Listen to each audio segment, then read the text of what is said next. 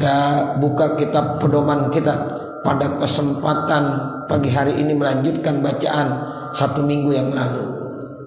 Di sini pengarang kitab menjelaskan dengan redaksinya wa waroda, dan telah datang keterangan hadis anna birrul walidaini, sesungguhnya berbakti kepada kedua orang tua, afdalu, itu nilainya lebih bagus, lebih mulia, minal haji, kebanding daripada ibadah haji, wal umrati, dan dari ibadah umrah, wal jihad fi sabilillah, dan juga kebanding daripada jihad fi sabilillah. Ini ada keterangan dari Nabi bahwa orang yang melakukan kebaikan kepada orang tuanya itu nilainya lebih mulia, lebih afdal, lebih bagus kebanding daripada ibadah haji, umrah, dan jihad fi sabilillah. Wa innal aqali walidayhi, dan sesungguhnya orang-orang yang durhaka kepada orang tuanya, la yanzurullahu ilaihi yaumal qiyamati, maka Allah tidak akan melihat dengan pandangan rahmat dan kasih sayang kepada orang yang durhaka sama orang tuanya nanti di hari kiamat. Sebaliknya, orang-orang yang durhaka kepada orang tuanya itu Allah tidak akan melihat dengan penglihatan rahmat. Allah tidak akan memandang dengan pandangan rahmat dan kasih sayang nanti di hari kiamat. Tuh, makanya rugi sekali.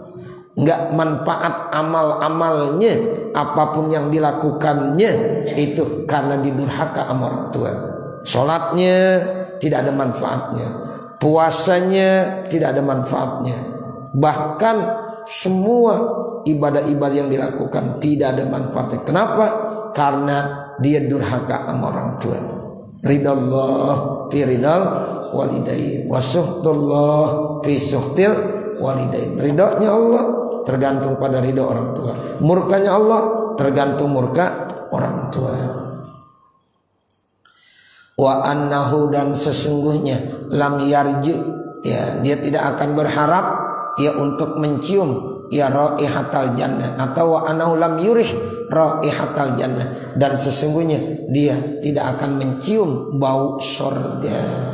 Bau surga jauh banget, itu udah tercium. Masih dalam perjalanan ratusan tahun, ya, itu bau surga, harumnya surga udah tercium. Tapi bagi orang yang durhaka sama orang tuanya, Allah tidak kasih kesempatan mencium harum dan baunya surga. Jangankan masuk surga, mencium harumnya surga aja tidak diperkenankan oleh Allah Subhanahu wa ta'ala. Wabil jumlati, dan kesimpulannya, fahaqul walidaini, maka hak orang tua, a'zamul huquqi, itu yang paling besar hak-haknya, ba'da haqqillahi, setelah hak Allah, wa haqqi rasulihi, dan hak rasulnya. Jadi kewajiban kita kepada Allah nomor 1, kewajiban kita kepada Rasul nomor 2, kewajiban kita kepada orang tua nomor 3. Jadi setelah hak Allah, hak Rasul, itu adalah hak untuk orang tua. Fa'alaika, maka lazimkan atas kamu, bibirrihima, untuk melakukan kebaikan kepada keduanya, wabil ihsan ilaihima, dan berbuat ihsan kepada keduanya, wabita'atihima, dan melakukan ketaatan kepada keduanya, wa khabdil janahi lahuma, rendahkan diri ya di hadapan kedua orang tua. Itu dulu orang-orang tua kita ngajarin banget itu, Bapak Saudara. Kita kalau di hadapan orang tua bongkok, ya, itu namanya khabdil janah, merendahkan diri kita. Enggak berani jalan biasa, ya, dinunduk-nunduk, bongkokkan ya punggungnya. Itu yang dimaksud wahfid janahak. Nah, jadi rendahkan sayap kamu, artinya sayap ya diri kita, tubuh kita rendahkan di hadapan orang tua. Kita lagi mau masuk rumah orang tua kita, lagi duduk di depan teras, kita ya nunduk-nunduk sambil cium tangan. Ada ayah kita, ada ibu kita. Itu dulu ajaran orang tua kita begitu. Entah sekarang Ya, kayaknya jarang anak ya di depan orang tuanya nunduk-nunduk sekarang. Ya, udah jarang. Makanya yang begini ajarin. Ya, yang begini apa? Ajarin. Nah, kamu kalau di hadapan orang tua itu tolong ya rendahkan. Ya, kenapa? Nanti kamu akan diangkat derajatnya oleh Allah Subhanahu wa taala. Sepinter apapun kita, sehebat apapun kita, ya, tapi di depan orang tua harus tunduk dan patuh, rendahkan diri kita. Tuh begitu. Sebab kita berhasil, kita menjadi orang hebat, kita menjadi mulia lantaran sebab orang tua. Walaupun orang tua kagak bisa membaca, nggak bisa menulis, kita udah hebat banget, udah menjadi orang sukses. Ya, di masyarakat, dikagumi kita, tapi di hadapan orang tua kita cium tangan. Di satu tempat Bapak Saudara, ya itu orang cium tangan sama kita semuanya, cium tangan. Ya, kemudian sama orang tua kita orang nggak ada yang pada cium tangan, tapi pas banget kita sama ketemu orang tua kita cium tangan. Tuh. Padahal orang lain gak ada yang cium tangan, padahal cium tangannya sama kita. Kenapa? Karena ini anak ya orang yang ya memiliki ilmu ya sehingga dimuliakan. Tapi orang tuanya nggak punya ilmu, bahkan baca menulisnya nggak bisa, sehingga orang biasa aja ya menganggapnya biasa salaman. Tapi anak yang diciumin tangannya sama siapa aja, ketika dia ngelihat orang tuanya dicium tangan orang tuanya. Tuh begitu. Jangan sebaliknya. Ya masa orang tua kita suruh cium tangan. Cium tangan bukan pinteran. Mertua juga sama. Mertua juga begitu. Kita nih mantu orang hebat, ya, mulia banget. Ya, di depan mertua kita tetap kita cium tangan. Jangan ada sejarah ya itu ya orang tua ya mertua cium tangan sama anaknya, mertua cium tangan sama mantunya. Ini namanya mantu nggak bener ini. Nah, begitu. Walaupun dari segi ilmu dia lebih mampu, lebih hebat. Begitu ya Bapak Ibu Saudara. Ini akhlak. Sehingga apa yang diajarkan oleh Al-Habib Abdul Al-Haddad di dalam kitab ini itu merupakan akhlak yang diajarkan oleh Allah dan juga oleh Rasulullah sallallahu alaihi wasallam.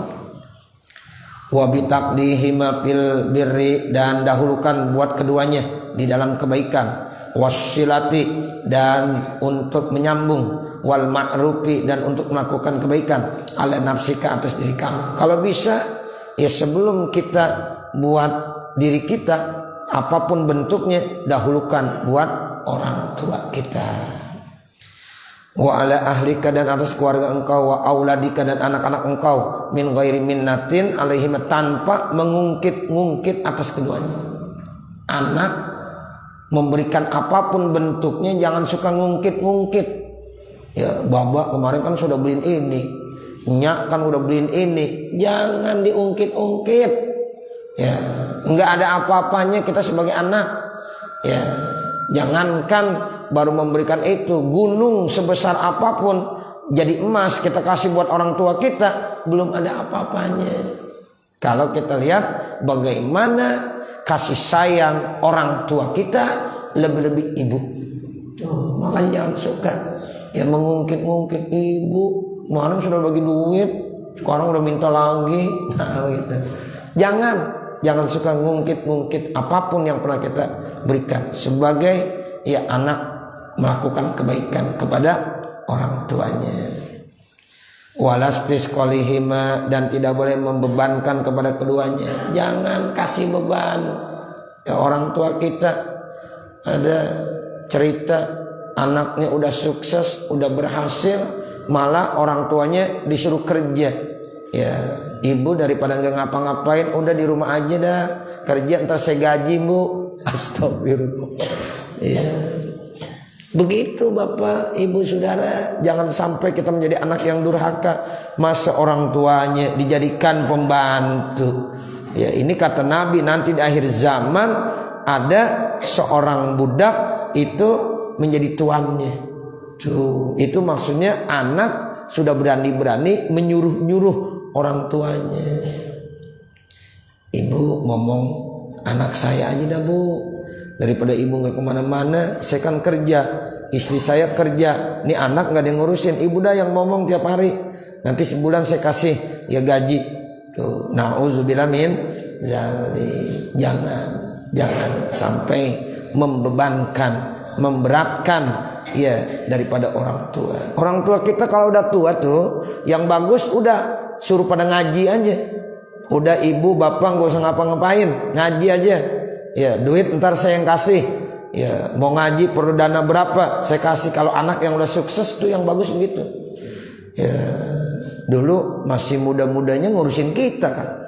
Ya, mau ngaji Ustaz, mohon maaf Ustaz, emang apa? Saya kagak sempat Ustaz, anak-anak masih pada kecil, repot banget. Mau ngaji nggak bisa, ibu-ibu juga bilang begitu. Ya Allah Ustaz, anak banyak bener. Ya nanti dah Ustaz, kalau anak sudah pada besar, saya baru mau ngaji. Anak udah besar udah dikawinin. Sekarang tuh anak punya anak lagi cucu, cucunya dititipin lagi sekarang. Lah kapan sempet ngaji tuh? Ya, dulu Ustaz saya repot sama anak, sekarang repot sama cucu. Ya, karena cucu saya kalau pagi-pagi udah dititipin jadi penitipan anak. Ini dipikirin kita sebagai anak. Ya, nggak boleh. Ya, jangan sampai begitu. Saya terus terang Bapak Saudara, saya sejak ya dulu menikah punya anak nggak pernah tuh ya ama mertua ama orang tua nggak pernah ya begitu. Tapi kalau orang tua mertua lagi pengen gendong cucu ya biarin, tapi kita nggak pernah ya membebankan seperti itu. Emang repot banget. Istri saya ngajar, saya ngajar. Ini anak bagaimana? Ya kita usahain, kadang-kadang anak dibawa ke sekolah. Ya, nah begitu. Kenapa? Jangan sampai kita membebankan. Kadang-kadang orang tua kan ya ketika dibawain ya kagak nolak. Ya Allah, nggak enak dia nolaknya. Ya udah gampang. Ya beres semuanya. Tuh begitu. Tapi sebenarnya kita udah istisqolihimah, memberikan beban. Nah ini kita pikirin nih yang begini-begini. Ya jadi supaya kita itu tidak memberikan beban kepada ya orang tua kita. Ini ajaran dari ya Al-Habib Abdul Al-Haddad dalam kitab ini. Wa'addi hajatihima ilaika, penuhi itu kebutuhan keduanya untuk kamu. Waragbatihima fi birrika, dan cinta keduanya dalam kebaikan kamu. Wa khidmatika iyahuma, dan berkhidmahnya kamu kepada keduanya. Min a'zami mamannallahu bi alaika, itu termasuk yang paling besar dari apa yang Allah berikan anugerah kepada kamu. Wa waffaqaka lahu, dan semoga Allah memberikan taufik buat kamu lahu, karena ya melakukan kebaikan kepadanya. Tuh, ini pesan-pesan yang sangat ya bagus sekali. Wa'lam, dan ketahuilah anna birral walidati, sesungguhnya melakukan kebaikan kepada ibu. Walid ayah, kalau walidah ibu. Sesungguhnya melakukan kebaikan kepada ibu, ada apu birril walidi, itu berlipat-lipat ganda kebanding daripada melakukan kebaikan kepada ayah. Ibu lebih banyak keberkahannya, bahkan berlipat-lipat keberkahan kebanding daripada ayah. Makanya begini Pak, Ibu Saudara, kalau anak ya minta doain sama kita sebagai orang tua, ayah doain saya biar saya ini ya berkah, hidup saya ya diberikan keberkahan. Kata orang tuanya, ayahnya bilang, "Nak, jangan minta doain sama saya. Tuh, minta doain sama ibu kamu. Tuh, karena ibu kamu double keberkahannya, 3 kali lipat." Ya, tuh begitu. Ayah tuh yang bagus begitu. Ketika anak minta doa, disuruh tuh sekarang minta doa sama ibu, maksudnya sama istri kita. Ya, bilangin tuh anak, nak tuh doa sama ibu, minta keberkahan sama ibu, sebab keberkahan ibu 3 kali lipat. 3 kali lipat. Nah begitu. Nah sementara ibu atau posisinya istri itu keberkahannya ada di suami. Keberkahannya ada di mana? Di suami. Jadi ketika seorang perempuan sudah sah menjadi seorang istri setelah ya ini orang laki-laki udah bilang ya qabiltu nikahaha wa tazwijaha alal mahril mazkur nak, dan kemudian udah disahkan oleh 2 orang saksi. Nah berarti perempuan ini sekarang keberkahannya ada di suaminya, bukan lagi di orang tua. Bukan lagi di mana? Di orang tua, tetapi pada suaminya. Jadi kalau ada apa-apa minta izinnya sama suaminya dulu. Jangan ngomong sama orang tua dulu. Setiap ada masalah seorang istri jangan bilang sama orang tuanya dulu, bilang sama suaminya. Minta doanya sama suami. Nah nanti baru sama orang tua. Karena keberkahan seorang istri terletak pada suami. Keberkahan anak itu paling ya berkah itu pada ibu ya, karena 3 kali lipat keberkahannya. Tapi ibu seorang perempuan itu keberkahannya bukan pada orang tuanya, tetapi pada suaminya kalau dia udah menikah. Oh begitu. Makanya kalau ada orang perempuan seorang istri meninggal dunia, pada saat nyolatin jenazah kata suaminya, Ustaz saya udah ikhlasin, saya sudah redoin, ini istri saya selama hidup mendampingi saya, apabila dia ada kesalahan saya udah ampunin, apabila dia ada kesalahan saya udah maafin, dan saya udah redo, saya udah ikhlas. Kalau suami bilang begitu, jaminannya sorga itu buat perempuan. Tuh, kata Nabi ayyuma imra'atin matat wa zawjuha radin dakhalatil jannah min ayyi abwabin sya'at atau kama qala Rasulullah sallallahu alaihi wasallam. Apabila ada seorang perempuan meninggal dunia, dalam hal ini dia istri daripada seorang suaminya, kemudian suaminya bilang saya udah redoin, saya udah ikhlasin, saya udah maafin, ya maka itu perempuan berhak masuk surganya Allah. Silahkan dia bisa masuk surga dari pintu-pintu surga yang 8. Pintu surga ada belakang. Pintu surga pertama terbuka, pintu yang kedua terbuka, sampai pintu surga yang ke-8. Masya Allah. Tuh begitu ya. Nah kalau kita sebagai anak minta keberkahan yang lebih banyak dari siapa? Dari seorang ibu. Ini berdasarkan hadis Nabi. Ya, di sini bilang wa waroda, dan telah datang keterangannya fil hadis, dalam hadis. Ya, ini keterangannya ada dalam hadis. Wala'allas sababa, semoga sebab fizalika, pada yang demikian itu matuqasihil walidah, karena memang seorang ibu lebih berat minta ambil hamdi, yaitu pada saat mengandung capek, wa masyakihi, dan sulitnya ngandung, dari mulai usia 1 bulan langsung 2 bulan, 3 bulan, 4 bulan, 5 bulan, 6 bulan, 7 bulan, bahkan kalau udah 8 sampai 9 bulan paling berat. Tuh ibu tuh yang merasakan. Kalau seorang ayah, seorang suami kagak pernah merasakan. Bahkan ketika dia melakukan hubungan, nikmatnya di situ doang. Tapi seorang istri bukan itu, setelah merasakan dia memang ada rasa nikmatnya, lezatnya hubungan suami istri, tapi setelah itu ada beban. Benar nggak kira-kira? Iya. Kalau kita nih sebagai bapak enaknya doang. Benar nggak? Iya.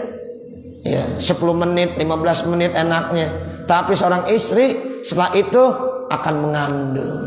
Ini jadi janin bakalan. Ya, 1 bulan, 2 bulan. Masya Allah, apalagi pada hamil-hamil awal.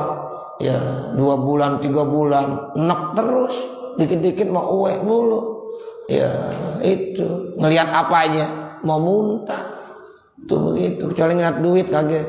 Ya. Ya Allah, ya dikasih apanya udah mau muntah. Itu taat namanya, capek letih. Itu seorang ibu, bapak, ibu, saudara. Ya, makanya pantas Nabi bilang keberkahannya lebih berlipat-lipat ganda. Tuh, karena faktornya begitu, latar belakangnya tuh. Minta ambil hamli wa masyaki al-wad'a, dan bagaimana masyakatnya saat melahirkan lagi. Ketika melahirkan, Masya Allah, antara hidup dan mati. Itu ibu. Ya begitu. Wa mu'natir rodoi, dan biaya menyusukan. Coba menyusukan. Seorang ibu yang baik menyusukan bayi itu 2 tahun sesuai dengan ajaran dari Allah. Ya wa fisaluhu fi amaini. Tuh, dan dipisahnya, disapinya itu bayi dalam usia 2 tahun. Itu yang disebut ya ASI eksklusif namanya. Nah, itu lebih bagus sehingga nanti anak lebih kuat ya itu. Jadi kondisi tubuhnya lebih ya itu kuat. Daya tahan tubuhnya lebih kuat karena ya dikasih air susu ibu sampai 2 tahun. Itu ajaran dari Allah Subhanahu wa taala. Dan ternyata menurut dokter ya itu bilang memang itulah yang terbaik. ASI itu yang terbaik. Jadi walaupun seorang ibu repot, tetap itu air ASI digunakan dan diberikan buat bayinya, karena tidak bisa diganti dengan ya yang lain-lainnya. Ya, apalagi hanya dikasih susu sapi. Ya, air susu ibu nggak dikasih, susu sapi aja. Ini anak ntar ngoak mulu. Dipanggil panggil bukan labbaik tapi anak sekarang dipanggil kan begitu ya. Ya, makanya kalau dipanggil begitu ajarin, jangan begitu. Nah, kalau saya panggil, ayah panggil, ya mama panggil, jawabnya apa? Labbaik. Labbaik ya abi, labbaik ya umi, labbaiknya. Kalau orang Betawi dulu bek itu asluhu labbaik. Nah begitu, cakep orang Betawi. Ya dipanggil sama babanya, dipanggil sama enyaknya, dijawab bek. Tuh, coba sekarang anak dipanggil, ada nggak yang jawab bek? Nggak ada. Ngapa? Ada lagi apaan? Tuh, labbaik. Tuh, dulu orang-orang Betawi itu, kalau dipanggil sama babanya, sama nyanya, labbaik. Nggak pakai umi, nggak pakai abi, nyak sama baba. Cakep bener itu. Nah kita orang Betawi memanggil nyak aja udah, manggil baba aja, nggak ada masalah. Ya, jangan manggilnya umi, sembayang kagak, ya, gitu. Abi, umi, subuh kesiangan. Ya, gimana sih abi sama umi subuh kesiangan? Ya, mendingan baba menyak. Ya, jam 4 udah bangun. Nah, begitu. Ya.